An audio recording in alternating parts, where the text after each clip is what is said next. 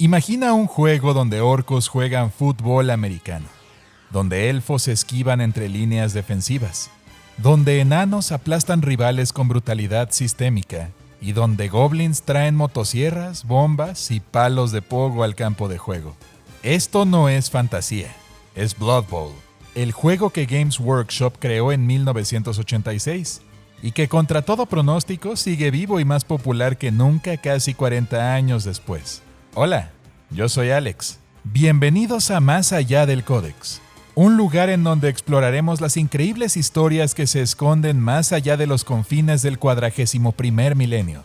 Hoy vamos a explorar el mundo absolutamente demencial de Blood Bowl, un juego que comenzó como una parodia del fútbol americano ambientada en el mundo de Warhammer Fantasy y que se convirtió en una institución por derecho propio.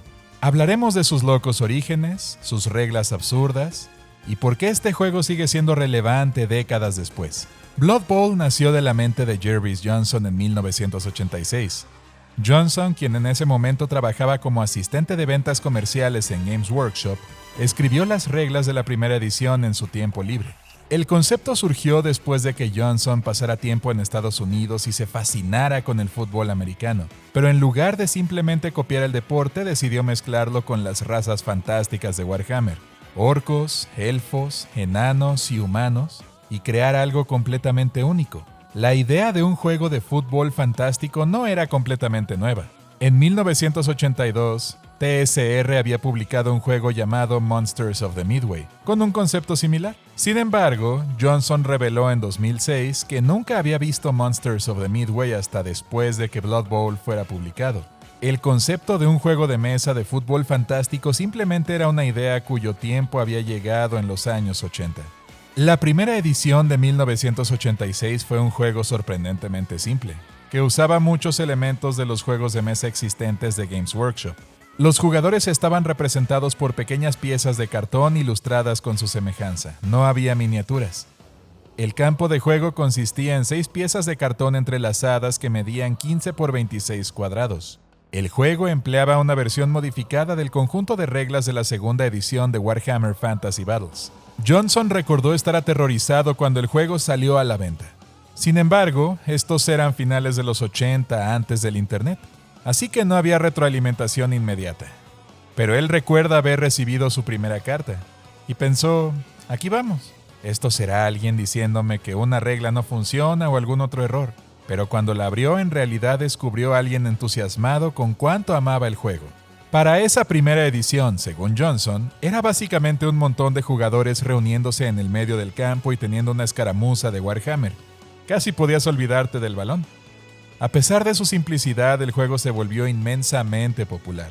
Incluía un sistema de campaña bastante simple para vincular juegos juntos, permitiendo que cada jugador se desarrollara a lo largo de una temporada. Esto fue clave para su éxito temprano.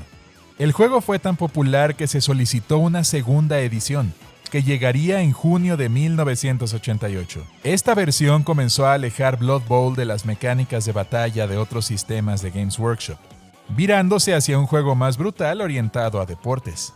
Johnson tuvo la suerte de que Mark Gascoigne, coescritor del juego de rol de Judge Dredd, se involucrara como su editor. Entre nosotros realmente queríamos asegurarnos de que hubiera mucho humor en el juego y eso se manifestó incluso desde el primer prototipo, explicó Johnson. Mark tomó lo que había escrito y corrió con el balón, por así decirlo. Creó a Jim y a Bob, los comentaristas vampiro y ogro, lo que realmente ayudó a dar vida al juego. En cierta manera creo que algo de eso se perdió en ediciones futuras porque Games Workshop quería vincular las cosas a la IP de Warhammer un poco más. Para cuando llegamos a la tercera edición, la jugabilidad era mucho mejor, pero la sátira en el trasfondo había sido reducida. Otra cosa introducida en la segunda edición fueron miniaturas de plástico de 28 milímetros, representando a los dos equipos opuestos, reemplazando a los contadores de cartón de jugadores de la edición anterior. Se incluyó un campo de juego de poliestireno. También se lanzó un rango enorme expandido de miniaturas de metal. Esta edición recibió 3 expansiones, incluyendo un set de expansión en caja titulado Elfos, Enanos y Dungeon Bowl, que introdujo 2 nuevos equipos y una nueva variante subterránea del juego. La tercera edición, lanzada en 1994, fue diseñada por Jervis Johnson para hacer el juego más accesible y representó una revisión mayor. Esta edición ganó el Origins Award de 1994 a las mejores reglas de miniaturas. El cambio más significativo fue la introducción de dados de bloqueo personalizados para simplificar la resolución de bloqueos, reemplazando mecánicas de combate más complejas de versiones anteriores. Estos dados de 6 lados especiales tenían símbolos predeterminados de resultados, usados cada vez que bloqueabas o golpeabas a otros jugadores. La tercera edición estableció una estructura de juego fija de 16 turnos, 8 turnos por cada medio tiempo para promover partidas más rápidas y dinámicas. Los turnovers fueron formalizados, donde fallar ciertas acciones terminaba el turno del equipo, creando momentos cruciales que dependían de tiradas de dados individuales. Estos cambios formaron el núcleo fundamental de las reglas modernas de Blood Bowl y es esencialmente el juego que se juega hoy en día, más de 30 años después. El libro de reglas integral expandió las opciones de equipos a 16 razas jugables, incorporando nuevas adiciones como Skaven y Hombres Lagarto, junto con los establecidos como humanos, orcos, enanos, elfos, caos, no muertos, halflings y otros. Johnson admitió más tarde que con la tercera edición, Blood Bowl se acercó más al mundo tradicional de Warhammer Fantasy Battle, al cambiar las miniaturas para que se vieran más similares a sus contrapartes del juego de batallas. Admitió que esta no fue la mejor dirección para el juego, y desde entonces ha declarado que el mundo de Blood Bowl es similar, pero definitivamente no es el mismo que el de Warhammer. Johnson produjo nuevas reglas oficiales de la cuarta edición y las presentó en el número 1 de la revista oficial de Blood Bowl, con reglas de seguimientos presentadas en el número siguiente. Las nuevas reglas fueron una gran desviación de la edición anterior, con numerosos cambios. Johnson más tarde admitió que algunos de los cambios se habrían beneficiado de pruebas de juego más rigurosas. En 2001, las reglas de la cuarta edición, con correcciones y retituladas Cuarta Edición Gold, fueron colocadas en el sitio web de Games Workshop con un archivo PDF, y Johnson anunció que las reglas ahora eran experimentales, y anunció la creación del Comité de Reglas de Blood Bowl. El comité era un grupo de jugadores, algunos del personal de Games Workshop, que revisarían las reglas una vez al año y producirían nuevas actualizaciones. Este proceso culminó en el Competition Rules Pack de 2009, momento en el cual el comité de reglas fue disuelto. El paquete de reglas se convirtió en la versión definitiva del juego durante años, mantenido por fans y descargable gratuitamente desde sitios comunitarios.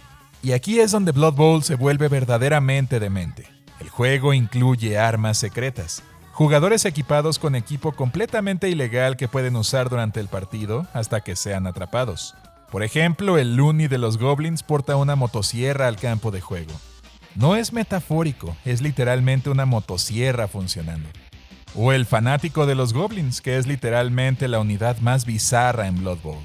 Porta una bola con cadena gigante que gira sin control. Los Goblins también tienen bombarderos que literalmente arrojan bombas explosivas a otros jugadores. E incluso tienen unos Goblins con un pogo stick, que les permite saltar sobre líneas de jugadores, esquivando completamente zonas protegidas. Es ridículamente efectivo y absurdo a la vez.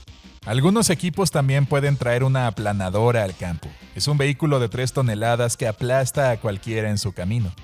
La idea de que esta aplanadora permanezca en el juego es porque el árbitro fue sobornado, y es bien chistoso sin importar por dónde lo veas. Y aquí es donde el juego se pone aún mejor.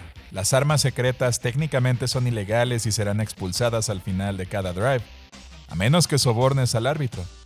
Puedes comprar sobornos con dinero de inducción antes del partido. Cuando tu arma secreta sería expulsada, puedes usar un soborno para intentar mantenerla en juego. Si ganas la tirada, el árbitro mira hacia otro lado y tu jugador puede quedarse. Si no, son enviados a la caja de penalización. La imagen mental de un goblin intentando sobornar a un árbitro para que ignore al jugador con la motosierra que acaba de descuartizar al receptor estrella del equipo contrario es pura comedia.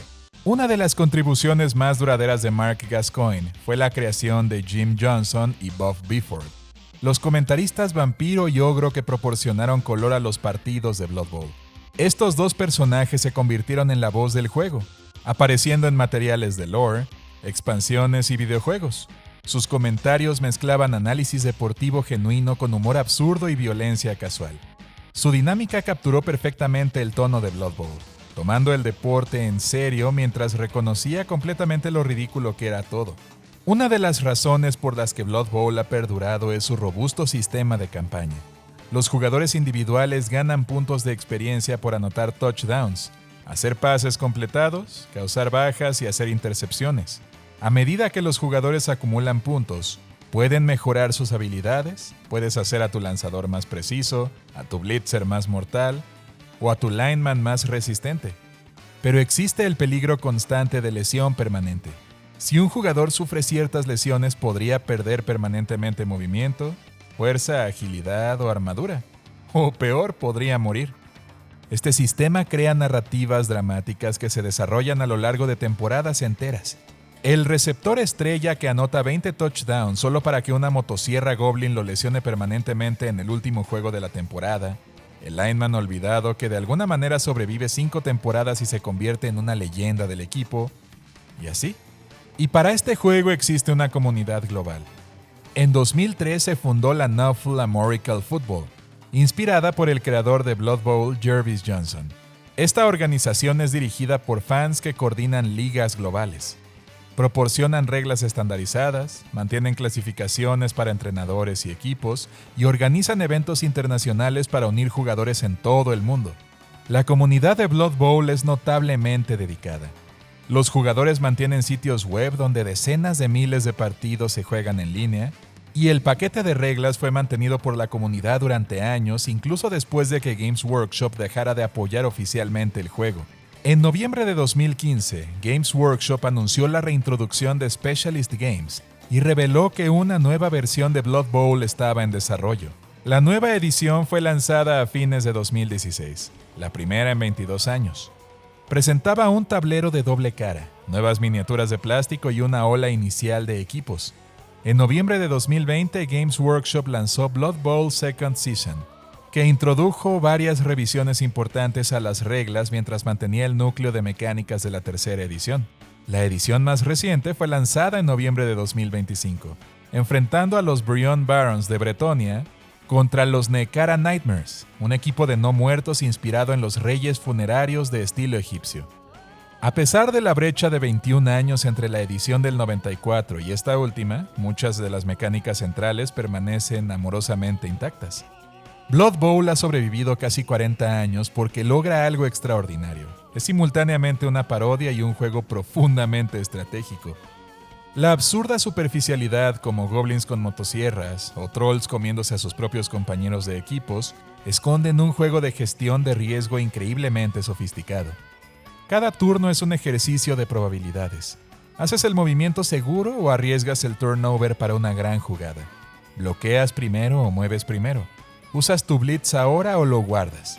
Los mejores jugadores de Blood Bowl no solo entienden las reglas, entienden las matemáticas detrás de cada tirada de dados, las probabilidades de cada acción, las consecuencias en cascada de cada decisión, pero todo esto está envuelto en un paquete de caos glorioso donde un goblin con un palo de pogo puede ganar el juego o una motosierra puede retroceder y decapitar a su propio usuario. En conclusión, Blood Bowl es posiblemente el juego más extraño y genial que Games Workshop ha producido.